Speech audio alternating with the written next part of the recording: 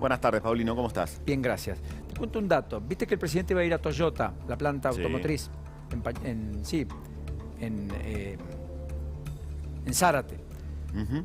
Fue con Gustavo ¿no? Vélez y con, efectivamente, Matías Culfas.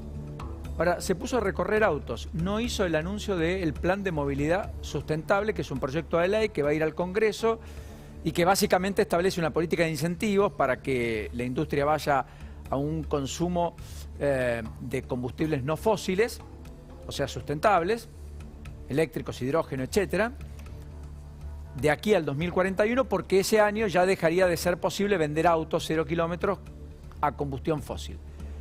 O sea que recorrió un poco las instalaciones, fue, miró, saludó, no hizo ningún anuncio, se corrió y el anuncio, esta es una imagen, lo hicieron Culfas, o mejor dicho, lo hizo Culfas y al lado estaba Gustavo Vélez, que fueron los últimos en irse.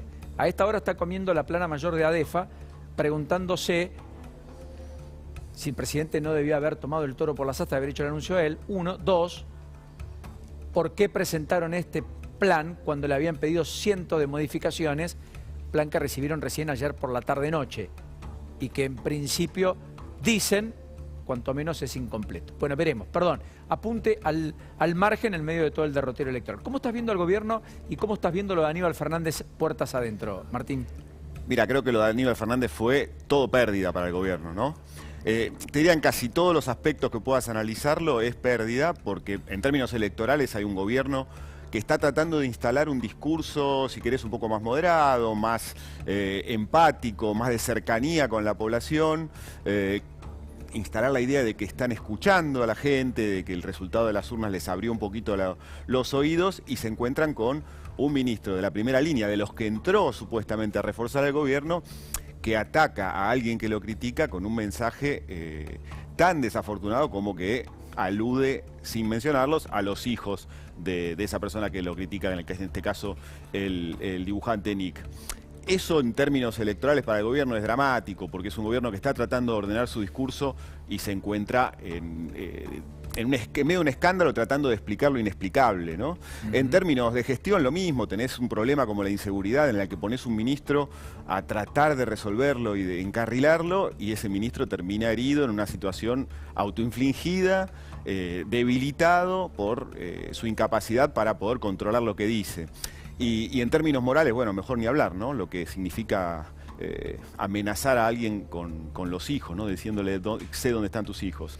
En toda esa ensalada en la que el gobierno se mete con este caso, con el caso de Aníbal Fernández contra Nick, es todo pérdida. No hay nada que el gobierno pueda rescatar positivo en ese sentido, en un momento en el que justamente lo que se está buscando es dotarlo al presidente de un discurso ordenado, que lleve de alguna manera alguna esperanza a la población y que transmita la idea de que el gobierno está dispuesto a cambiar. Sí, y a escuchar, ¿no? Que es lo opuesto a hablar y en todo caso más opuesto aún a prepotear. Mirá las reacciones. Primero, Santoro. Esto decía el candidato que tiene que ir a buscar votos en la ciudad de Buenos Aires, a propósito del capítulo Aníbal Fernández. Muy breve, dale. Lo de Aníbal Fernández. O ver crecer. Para preguntarle qué había querido decir, no pude hablar con él.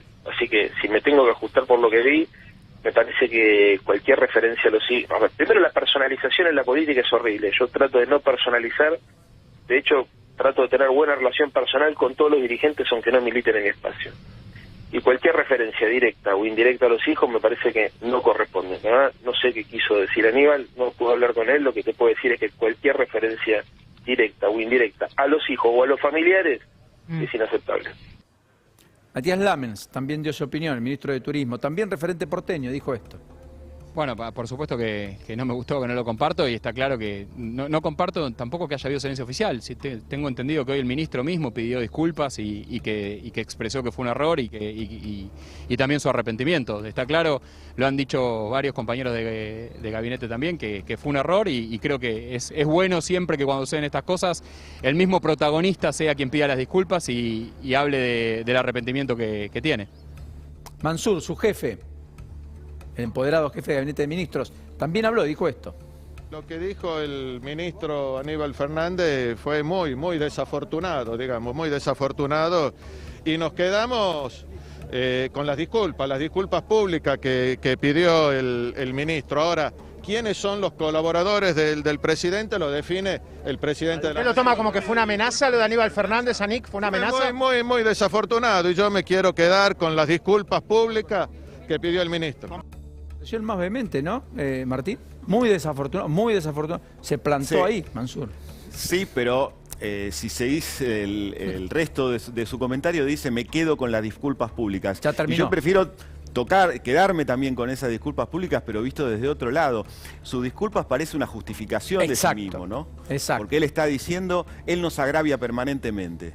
O sea, pero en vez de darle la discusión, si querés, en el plano que quieras, mediático, personal, discutirle a Nick o a quien sea un argumento del que no estás en contra, le mencionás a sus hijos, que sabés a dónde van sus hijos. Y eso no es justificable desde ningún punto de vista. Te diría que de los 3 testimonios que escuchamos, que fueron los únicos del Frente de Todos que hablaron, probablemente el de Santoro sea el más rescatable, que dice, señores, acá hay un límite que no se puede cruzar, ¿no?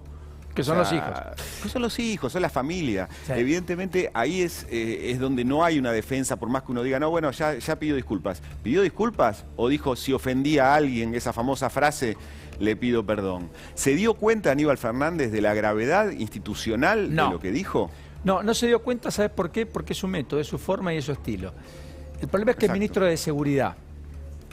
Y cometió un error no menor, que a la postre es una mentira, de además inmiscuirse en un aspecto que no le compete, en cuanto a que la ORT no recibe subsidios desde el 2019.